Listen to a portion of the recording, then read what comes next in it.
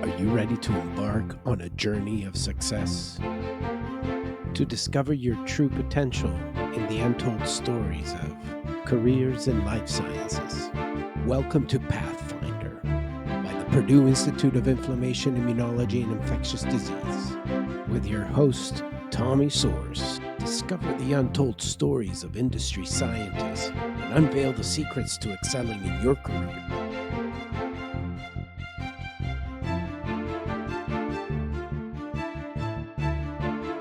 Thank you for joining us once again, and remember to hit the like button and subscribe to our channel. Welcome, everybody. My name is Tommy Soares. I'm Director of Scientific Strategy and Relations for the Purdue Institute of Inflammation, Immunology and Infectious Disease. And today on our Pathfinder program, I have the pleasure of welcoming Dr. Gioia Massa, who is a NASA scientist at the Kennedy Space Center working on space crop production for the International Space Station and future exploration endeavors. She led the science team for the veggie validation, and she heads interdisciplinary teams to study nutrition, flavor, and microbial composition of space-grown crops. She has a BS in plant science from Cornell, a PhD in plant biology from Penn State, and conducted postdoctoral research at Purdue University and Kennedy Space Center. She has worked in the areas of plant space biology and bioregenerative life support. Welcome, Gioia. It's such a pleasure having you on the program today. What an honor. I'm delighted to be here, Tommy. It's great to be speaking with you. Absolutely. And I've been excited to talk to you. I thought, oh my gosh, I should reach out to Gioia because I think she would be a great Pathfinder to be on our program, just to capture some of the journey that you've gone through so far and what led you down this path. I'm very much intrigued personally because I always thought I wanted to be an astronaut, and then I ended up going into plant biology and now into this Inflammation in Immunology and Infectious Disease Institute. So personally, I've wanted to hear this story. I've wanted to hear how your journey has gone so far and what are some of the elements of success that you've had in your career. So please take us back as far as you want to take us, and I'm all ears. Okay. Well, yeah, my journey actually started when I was 12. I took my first agriculture class, mostly because I liked horses, and found out I was actually really good at plants and liked plants as well. Which was a wonderful finding for me. But my ag teacher also got invited here to Kennedy Space Center. This was a while ago, in the 80s, and they were doing a teacher training or professional development event called Energize the Green Machine. And they brought in agriculture teachers from all over the country to learn about the research going on for space crop production, space agriculture, and what's called bioregenerative life support. So using biology to support the astronauts, not just for food, but also recycling the air and the water and the wastes. And my teacher was captivated, and he brought back a ton of videos. He just had a video camera, I think, glued to his head the entire week he was here. They also took the teachers to the Epcot Center, the land pavilion there, where they were doing experimental crop production as well. I just sat in front of that video, I think, for a whole week, more than a week, just completely captivated by the research and decided, yeah, that's what I want to do. And so I was in 7th grade. My ag teacher, continued to be super enthusiastic, and I had him as an ag teacher for another year. And then when I went on to high school, I actually went back to the middle school and worked with this teacher to build some hydroponic systems. He was very, very supportive, as well as were my high school agriculture teachers. At one point, they turned over an old greenhouse that was completely abandoned, small greenhouse, to me. And I did like a senior research project in there, junior senior research project where I built hydroponic systems and tried to grow crops. and I had problems because that's what happened. So I wrote a letter to Kennedy Space Center when I was in high school, and I got back this long letter about the fungus that I was seeing in my hydroponic system and challenges of hydroponics, as well as a lot of scientific articles. And I still have that letter today. It's really meaningful to me because it was from the person who later became my postdoctoral advisor at Kennedy and is now my colleague and one of my closest friends here. So um, I just kind of stuck with it. In college, I studied plant science. I still played around with hydroponics, but I just learned as much as I could about plants. But then I was able to come to Kennedy Space Center as an undergraduate intern, and that sort of, I think of it kind of like a video game where you get these little plus ups. Like it just kind of plussed me up and kept me on my path. And Yeah. then for graduate school, I did more cell biology, and I realized it was interesting, but it really wasn't what I wanted to do. I liked the horticulture, the agriculture. Um, but I learned a lot about how plants respond to gravity and mechanical stress on a cellular basis. And I also got to do a space shuttle experiment as a graduate student. It was a student-led experiment, and I helped with one of the projects, and then ended up leading the team to do this seed germination experiment in this external canister on the space shuttle. It didn't work. We had a lot of problems. It was kind of exciting, but frustrating. But I got to do a lot of um, building and construction, and working in the machine shop, which I also love. I love putting things together, so I kept kind of finding my passions. And I even learned to solder the batteries for this thing. We were down to a pretty slim team by the end. um, and then I got to come back to Kennedy Space Center as a counselor for the internship program as well. So another kind of plus up. And I started going to scientific conferences, and going to the space conferences and the plant, horticulture conferences, controlled environment agriculture conferences, and meeting amazing people. And I met Dr. Carey Mitchell at Purdue, who was my next huge plus up. And he said, he realized how frustrated I was in cell biology, and that I just didn't want to sit in a dark room staring down a microscope. So he invited me to apply to be his postdoc at Purdue in horticulture as part of a NASA center that he was running. And I applied for that and was accepted, and that was just back on my agriculture path again. And it really just cemented that was what I loved to do. I learned a lot about LED lights, worked with a lot of engineers, which also is another passion that I've had. And so from there, there was a postdoctoral opportunity at Kennedy that opened up, and I didn't really want to be a postdoc anymore because it's a long time to be in temporary positions, but I really wanted to be at Kennedy Space Center. So I took a leap of faith, and I came, and I got to work on the veggie system, which is a plant growth chamber that we now have on space station. I was developing all the science plans for that. And then I was fortunate enough to kind of be in the right place and have the right skills to be hired on by NASA. So that was 10 years ago now. So, Wow. yeah. That's awesome. That's awesome. Gioia, tell us a little bit. Uh, this was a grade 7 that you said. What was the name of that teacher? You remember? Oh, yeah. That was Mr. Eugene Dulac. He was Okay. an ag teacher at DeLand Middle School. So he was um, he was very, very amazing teacher, motivational. And yeah, I've always been thankful for all the lessons he's given me. It's incredible you mentioned that because and I'm hoping Mr. Dulac hears this and watches this podcast because there are so many of them that don't know what an inspiration they were in our lives and how they put us down a certain path in our careers that is just amazing.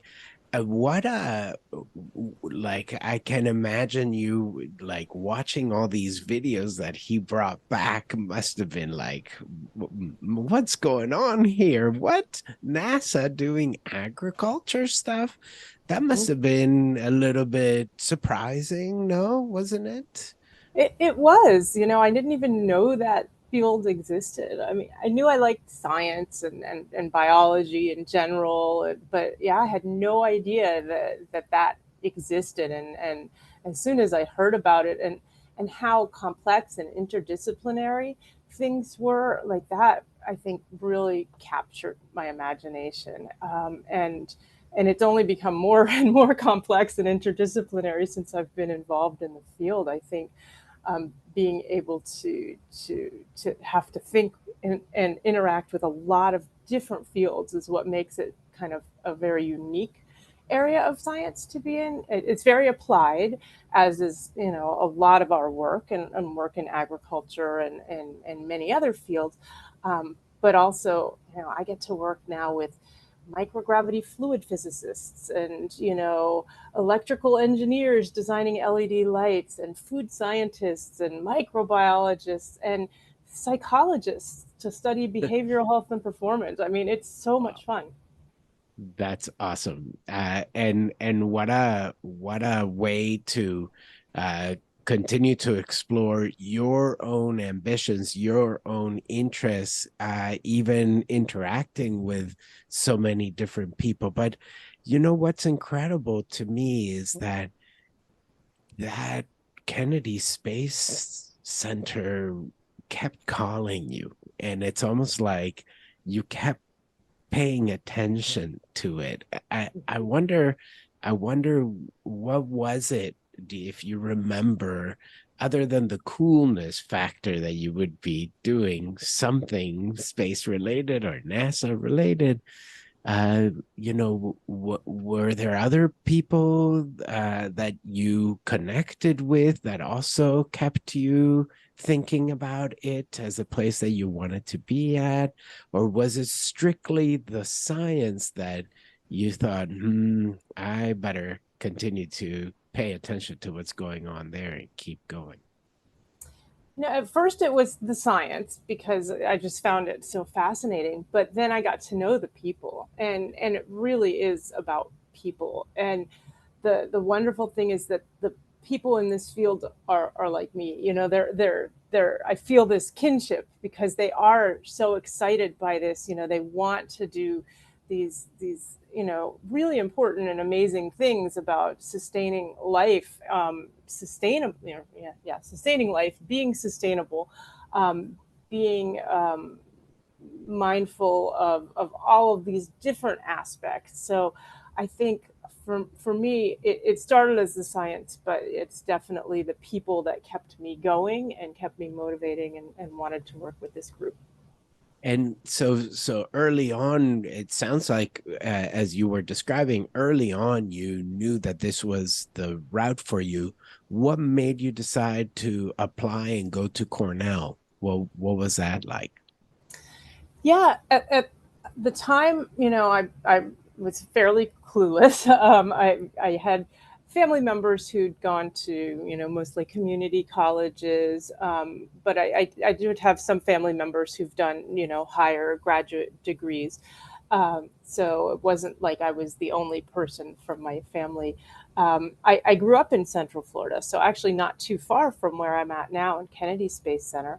When I started looking at schools, I looked at agriculture schools, but I didn't really know if I wanted a big school, a small school. I knew I'm not a big city girl, and so I really didn't have any, idea of living in a big city. So a small college town seemed the best. And then when I saw Cornell, I saw the glossy brochure, and it showed hills and waterfalls. And for me, growing up in Florida, it's very hot, it's very flat. Yes. And so I used to just sort of daydream and stare at the clouds and imagine they were mountains. And my mother had actually gotten to live all over the place because my grandfather was a career Coast Guard. Mm. And so as a child, she lived in Alaska, and she lived in Guam, and she lived in all these amazing, interesting places. Whereas I just living in Florida, which was flat, so and hot, and had a Right. lot of mosquitoes. So when I saw the pictures from Cornell and learned more about just that area with the rocks and the gorges and the Yeah. waterfalls, and also just the idea of getting into a different climate and trying out winter. Yes. I do love humidity, so I wasn't really as attracted to the drier places, but this looked like it had a lot of things that I would enjoy, and I did. I loved the environment of living there. It's a fairly small college town, and we were kind of even uphill from the town. But the nature was just so beautiful, and I used to Yeah. just go hiking all the time, just wandering off in the woods and clambering around in gorges, and it was great. So, Yeah. yeah, I also love rocks, and so there's tons of fossils up there. So Yeah. the natural environment really appealed to me. But at the time, it was rated as the best ag school in the country, and I thought, well, if it's the best ag school, I should try for that, and I was accepted, and luckily, they still had a need blind admissions program. So I had quite a lot of financial need, but I was able to get a lot of financial aid. And that also gave me a really wonderful opportunity because I was a work study student. I talked to my undergraduate advisor before I started, and he said, yeah, you could work in my lab, you can wash dishes. I'm like, that'd be great. I'd rather work in a lab washing dishes than work in a cafeteria schlepping food. And then when I got there, he actually had two work study students, and the other guy got to wash the dishes, and I got to pollinate the tomato plant. So Ooh. I got to ride a bus every morning from my dorm to the other end of campus where there was they called it the bioclimactic laboratories. It had a laboratory space filled with growth chambers, and I got to go out and take care of tomato plants in a growth chamber every morning, and it was great. I loved it. That's awesome. What an experience. And what a way to describe Ithaca because it's such a picturesque town Yeah. place. Like you can't really call it a city, even though probably by population it's is fairly large already. But you're so right. The hills, the just like everything, the lake, the whole Yeah. thing is just amazing and such a nice town. So did you get to visit it before going to do your bachelor's? I did. I actually had already accepted, but the summer before I started, I got to go up there. Hmm. And my aunt and I were driving up. We were actually in a car accident on the way up the hill. Oh no. Yeah, it's a beautiful town, but has some bad drivers, like everywhere else. Oh no. Someone plowed right into us as we were going through a flashing yellow light, kind of slowly, and yeah, so it was an interesting arrival on campus. But my advisor actually came and picked my aunt and I up from the Goodyear station where our car had been towed, and um, but we got to wander around campus, and we were staying with a friend of my aunt's outside of town, and so it was an eventful trip. But yeah, I fell in love with it. Luckily, I mean, it was in summer. Yeah. um Ithaca in summer and Ithaca in winter are pretty different, especially if you're a girl Yes. from Florida. But yeah, I definitely was happy with the choice that I'd made. It was just a beautiful environment. It's stressful, very Yeah. stressful. Being a student there because it's hard, and you had to work hard, and there's sort of a lot of stress because there's so many people working so hard. It was kind of in the air sometimes, but I think the natural beauty counteracted that really well. So it was a pretty competitive environment, you would describe it as? It was. Most of my classmates, at least in the first couple of years, were pre-med. And I Oh, was not pre-med. I had right. no interest in being a doctor. I wanted to grow plants in space. But the pre-meds are pretty intense, and so it was very competitive. A lot of the classes were kind of really really designed to weed out folks in the pre-med pathway. So like organic Mhm. chemistry and genetics and some of those other things were designed to be really intense. And I really just wanted to study plants, but I was doing plant science with a plant biology concentration. So I was essentially with all the biology majors as well. I had some classes that were, unexpected treasures. I had one called Magical Molds Mischievous Fungus, or no, wait, Magic Mischievous Mushrooms Magical Molds or something. It was a really cool cultural mycology class. That's Um, awesome. and then, but other classes like, calculus 2 was just, it was awful, and so yeah, there were the goods and the bads. I mean, I loved math until I got there, and then I just had a very poor instructor, and it was Yeah. the end of math for me as a good subject. So yeah. Yeah, that's I hear ya. Sometimes they can make it or break it for you, and it's incredible how we talk about the mentor being the person, right? But also the person that sometimes destroys dreams it needs to be True. called out, and that happens all the time. I'm sure, it's not very much in a malicious way. It's probably non-intentional, right? But it just happens to be that yeah, that person didn't do it for me, so I'm not going to be so enthusiastic about that class. So, Yep. but coming out of this environment, you must have been so prepared to go and do a PhD in plant biology. What was it about Penn State and the program there? I see on LinkedIn you call it space biology, geoscience as well as plant biology. What was it? What was it like? And tell us a little bit about that transition. Yeah, it was interesting. So when I applied for graduate school, while I was prepared academically, I guess I didn't quite know what I was doing. And so I was mostly looking at plant biology programs. And, I think if I'd known then what I know now, I would have looked a lot more at the agricultural, horticultural pathway. But for some reason, I was sort of like in the biology mode. And so that's what I applied for. And I applied for a bunch of different graduate programs.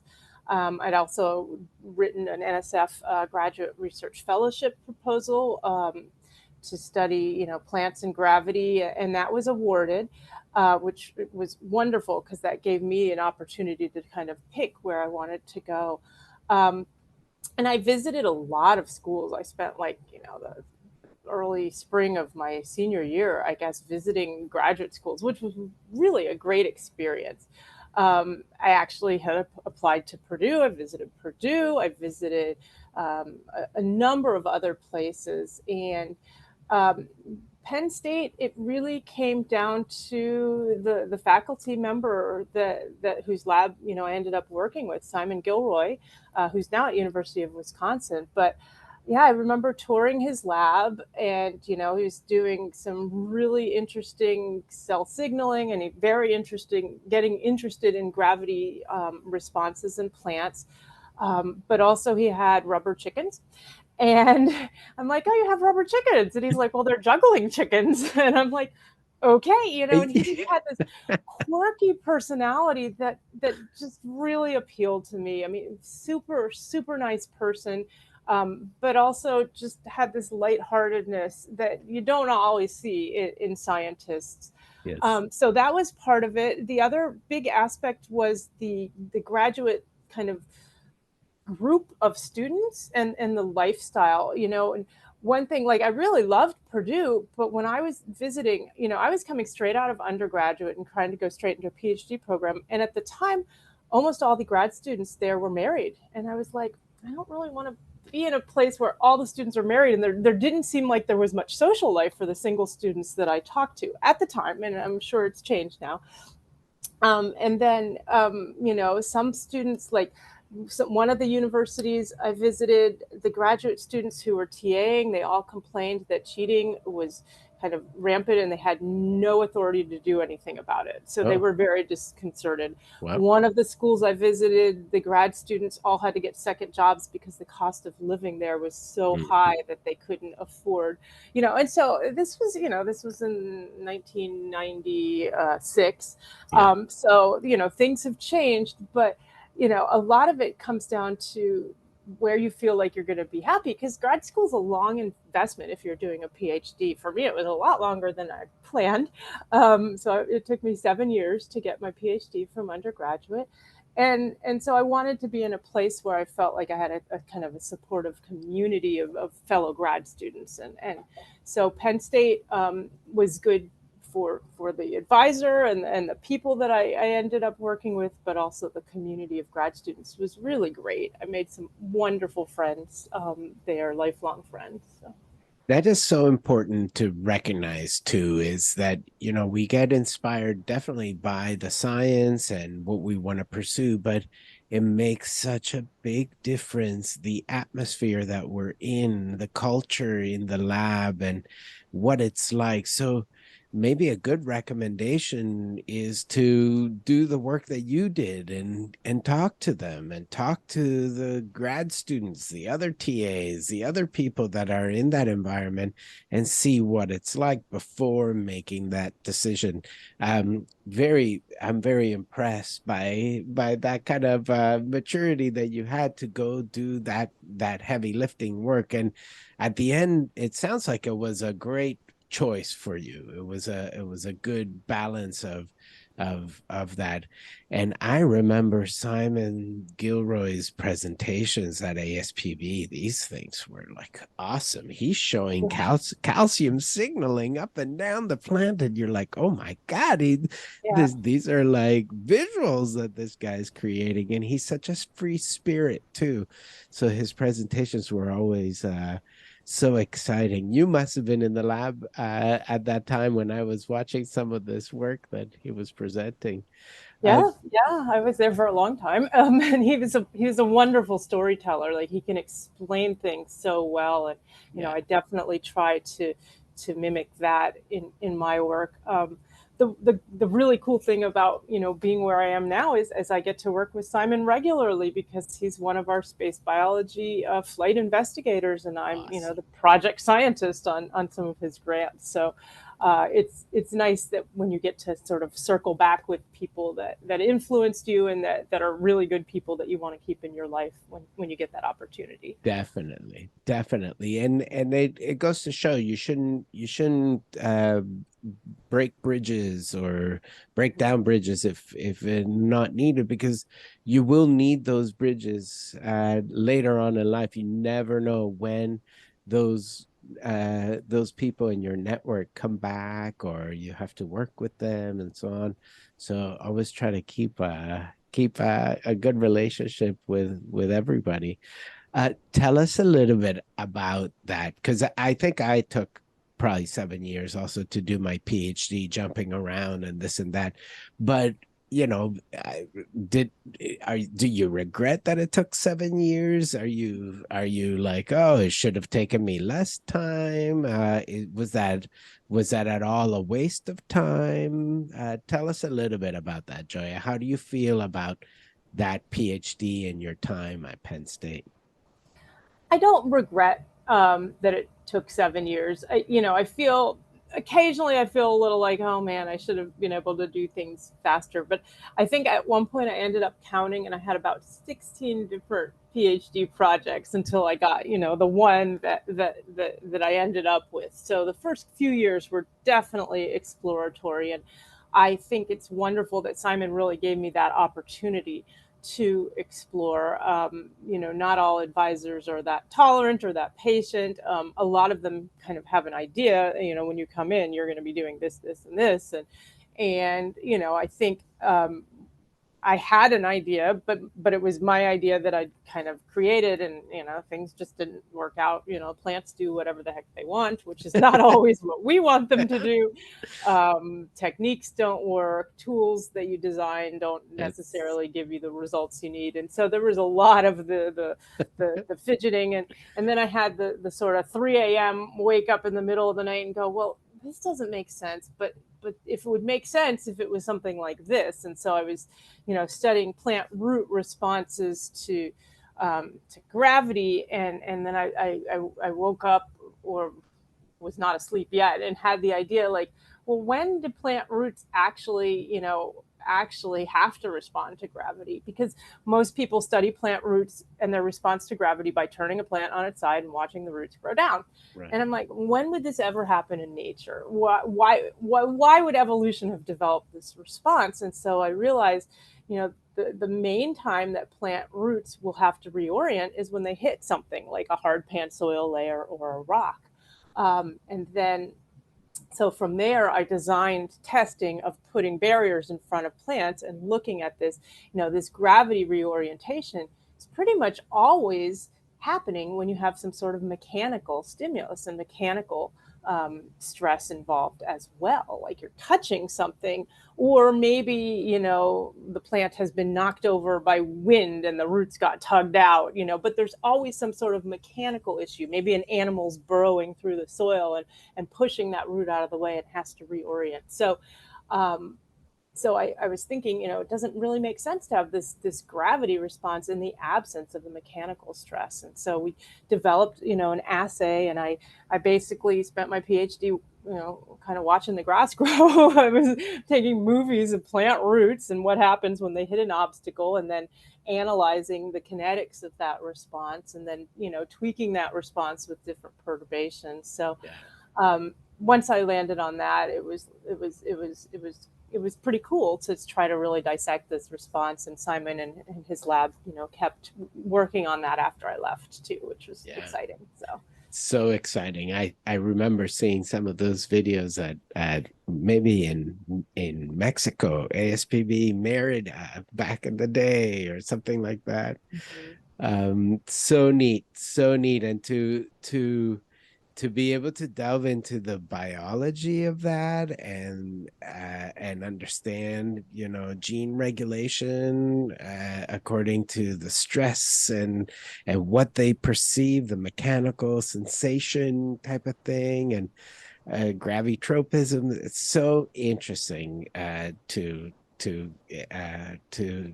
like get a little picture, a little glimpse of what that was like for your PhD. So, but you still had Kennedy Space Center in the back of your mind, and you still had, did you go back when you went to visit Central Florida back home? Like, was it always like, oh, I gotta go to Cape Canaveral, I gotta go check it out, I want to go talk to people there? Had you already created good relationships and tied links? Not really at that time. I'd had conversations, I kept in touch with the folks that I'd met as an intern. And so when I started going to professional conferences, I would touch base with them, but it wasn't really a, hey, I'm going to come see you kind of relationship. It was, what's going on? Tell me the latest. But then I did go back as an intern coordinator. At the time they had, the program that I had been an intern in was called the Space Life Sciences Training Program, where like 40 undergraduates at the time were brought in. And then there were like 4 coordinators that helped, we all stayed in hotels for the whole summer, if you can believe it. And they would drive us into the base on a van every day. And so I applied to be one of those coordinators. And I was accepted. Simon was supportive of me doing that for one of the summers of my PhD program. And so I came down and I ran the whole controlled biological systems, group of students.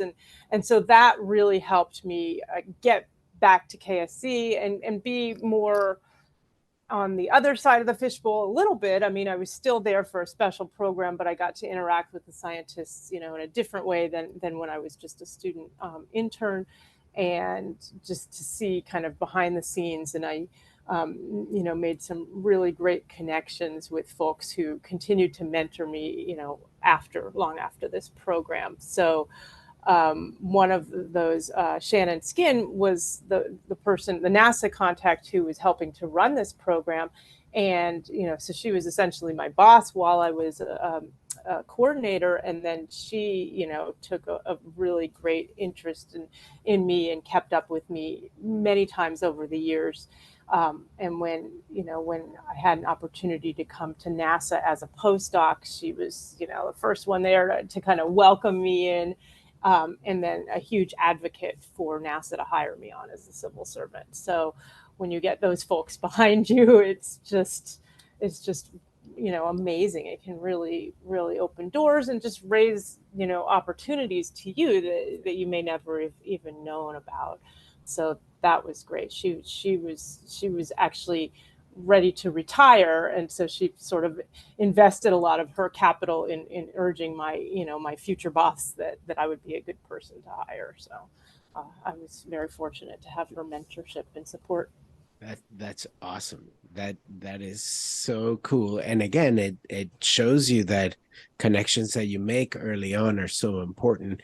But it also tells me, my goodness, this early inspiration has continued to drive you, and it is so admirable to be able to see that in a person that knows exactly where they want to go, and put it out there as a dream that little by little you inch towards, even though you don't realize that there's so many opportunities that you kept taking and that you kept investing in, and showed people there that, oh my gosh, Gioia is like, she's dedicated. This is all she wants to do. Stubborn. Yeah, I think I was stubborn about it. And I think that's really good advice for students who are, trying to follow their dreams and have found their passion. There are other great opportunities, and you shouldn't overlook any of those. And maybe you try those and see how you can bring, what you learn from that into your main passion, your main focus. But don't give up on your dreams if things are hard, or if you get derailed somewhat. You can kind of revector back onto that path, and just keep it in mind. Like, I think I sort of outlasted a lot of the competition just because I was kind of stubborn. And my theory also was, well, if I can get NASA to invest enough training and funding in me as a student, as an intern, as in these projects over time, then maybe eventually they'll want to recoup their investment and give me a job. So that seemed to also be good logic. I love that logic. That's such great philosophy.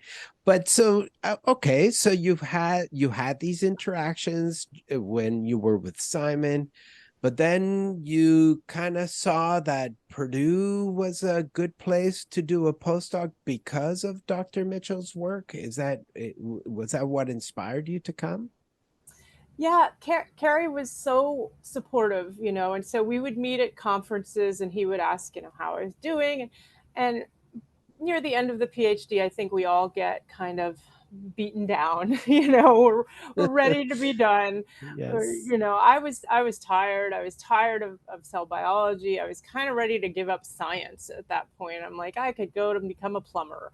I could go to, I like mechanical things, right? Right. Yeah. I could go to culinary school. I could go work for the national parks. I could do something completely different.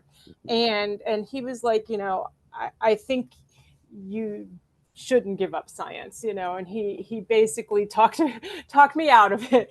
Well, and he said, I think you're not happy doing the fundamental work that you're doing, but I think you could be happy with the applied work, because he knew my background and my story. And so he, invited me to visit his lab and see the work that was going on, as part of the NASA Center. And yeah, he was totally right. It was sort of like coming home. It was in working with large plants instead of, my PhD was on 3-day old, Arabidopsis seedlings, which Yes. they're plants technically, but they, Right.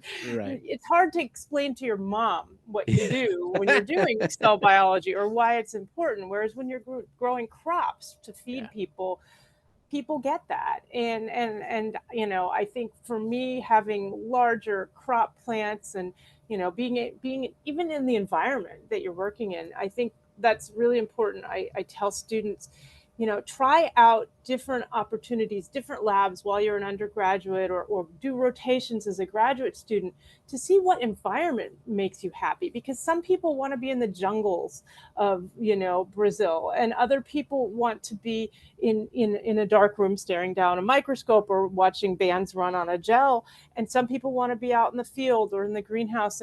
And that's really important, to know what environment's going to give you, satisfaction in your work. So coming to Purdue and working in greenhouses and growth chambers with large crop plants, for me, that's just so satisfying and enjoyable. And Carrie is an incredible person and wonderful mentor, who really, just set me back on that path and gave me that huge plus up to move forward in that field. That's great. And so again, a mentor providing energy and inspiration to keep on going, right? Because it is Yep. very difficult. I like the way you put that, Gioia, that science is so difficult that it's easy to get demoralized. It's easy to get the so-called burnout after your PhD and saying, oh gosh, I'd rather do anything else than have to go through this arduous stuff again, or more of it. But at the end, there is a certain, those eureka moments, those times where you're like, oh, this is so important. I need to keep Yes. doing this because Yeah. it's amazing.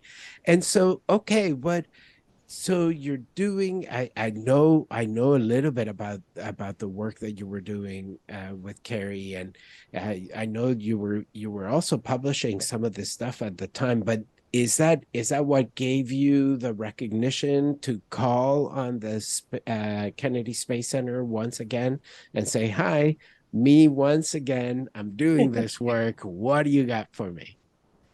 Well, it was actually being part of the NASA Center at Purdue. So we had the NASA Specialized Center of Research and Training in Advanced Life Support. So the NSCORD, the ALS NSCORD, and it was a really incredible center. This was a multidisciplinary center. So there were folks from horticulture. Carrie was the lead, but also ag and biological engineering and food science, chemical engineering, electrical engineering, mechanical engineering, a lot of different departments all around Purdue, systems engineering. And it was fabulous to meet and be involved with all those different students and postdocs in all these different disciplines. And so we would have pretty regular meetings to talk about how we were kind of putting this whole thing together, how we were building, human life supports based on biology, and Carrie was kind of steering this whole ship. And then every year we would have a big meeting where we would present research, and NASA advisors would come and visit.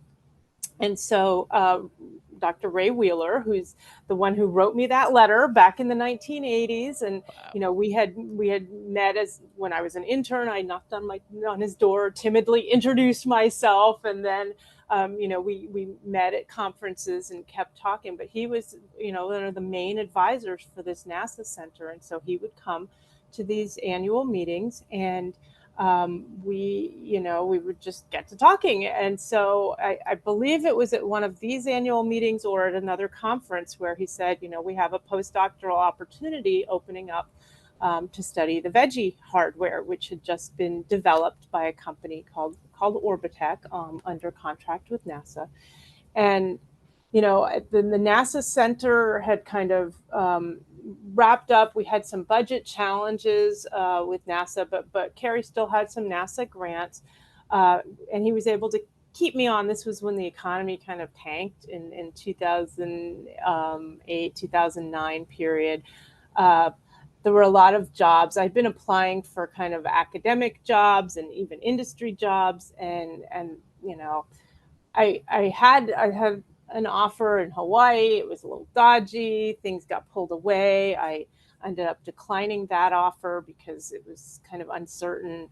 I'd met my husband at Purdue, who got his PhD in comparative literature there. And so we had been married in 2007. So it wasn't just me planning for my future anymore, but I didn't really want to be a postdoc anymore. Things had kind of changed, and so I continued working as a research scientist in Carrie's lab when my postdoc ended, and then I heard about this opportunity at Kennedy Space Center. So I guess it wasn't at the NASA Center meeting. It would have been at a conference at that point.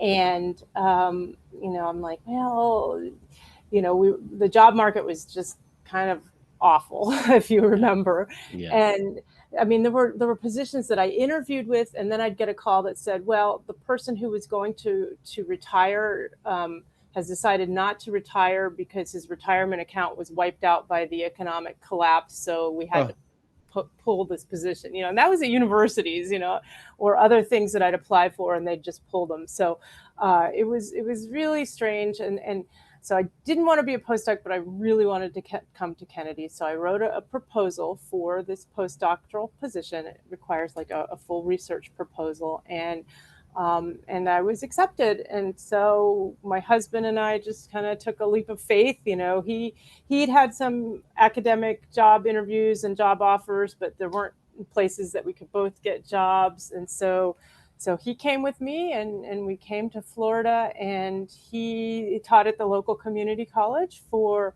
about a year and a half. And then he actually got a job at Full Sail University in Orlando, in teaching science fiction and fantasy, which is his field. So that worked out great. I was still a postdoc at the time, but he had this, much more permanent position. And then I was fortunate to get hired on as well. That's awesome. That's so good. And so was it after the postdoc that somebody said, hey, we should hire you on, or did you have to continue to apply to get a research scientist position? So we don't really have those research scientist positions within NASA. There are positions on the contract, but my postdoc was 2 years to start with, and then the option to have a third year if I was doing well. And so I had, I was doing well, or it was considered I was doing well. So they had signed for my third year of the postdoc, and that's when the NASA civil service position opened up. So I'd heard that there would be a position opening right around the time I was starting my third year, and because it's the government, things can take a little while. So because I started my third year in January, I think I interviewed for the position, or I think I applied for this job in December. So before my third year started, but then I didn't get an interview until like March, and then I didn't get hired until April. So I was kind of almost halfway through my third of the way through my third year. Yeah. And so now you're more than 10 years, 10 and a half years in this position. Just so that we can wrap it up, because I could keep talking to you all day long, Gioia. It's so neat just to hear the tidbits here. But so tell us a little bit about your day to day. What do you get to do, and who do you get to do it with, and how exciting is that? Yeah, it changes every day, which is something I actually really love. My first few years, I was much more in the lab, and writing proposals and things. I still was writing proposals up to I guess I'm still writing proposals. I take that back, but I'm not doing the lab work as much anymore. We have a wonderful team of contractor scientists who are the hands in the lab. And so I'm helping to write the proposals, lead the research. I get to go in the lab occasionally. Sometimes they let me down there. I still have all my lab safety training. But I also, so that's part of my job. A big part of my job is to be what's called a project scientist. So that means I get to work with other PIs from universities or industry who are doing experiments in NASA's hardware on, the International Space Station or doing, ground-based research. So I work with them. I'm kind of their science liaison. So I communicate their science to the payload developers. I help advocate for their science. I help, see pitfalls and obstacles. I also communicate up to the space biology program management, who are out of NASA headquarters. Yeah. And then a big part of my job's also been kind of helping roadmap and plan for spacecraft production, kind of strategic planning, figuring out what our gaps and our challenges are in crop production moving forward. And then the last part, which is probably one of my favorite parts of my job, is I get to do a lot of education and outreach. And I kind of keep that space because it's so important to me, because I've had this wonderful mentorship throughout my career. And so I think it's really important to give that back to the students. And so I talk, all the time with students who contact me. We have a program with a Fairchild Tropical Botanic Garden in Miami, a collaboration called Growing Beyond Earth. And we have middle schools and high schools around the country and even around the world now testing crops for NASA. So I get to work with those schools. We have over 430 middle schools and high schools. If you can imagine, we're in 19 time zones. Oh, wow. So that's been phenomenal. And yeah, I think that gives me a lot of passion. But I also, I get to lead experiments and, on the space station, which has been super fun. So every day is different. There are a lot more meetings than I think I thought there would be as an intern. I never really got to go to all the meetings. So I'm in meetings a lot, but that's okay. I have wonderful colleagues that I'm just, super, super lucky to work with, and people who all have the same passion to try to, help enable human exploration. It's inspiring just talking to you. I thank you so much for sharing this window of light that we can see into a project scientist's life at NASA Kennedy Space Center. Thank you, Dr. Gioia Massa, for being our Pathfinder today. It's been a pleasure talking to you. It's been my extreme pleasure to be here with you. Thank you. Well, thank you, and have a great day. See you soon. You as well. Thank you for joining us once again, and remember to hit the like button and subscribe to our channel.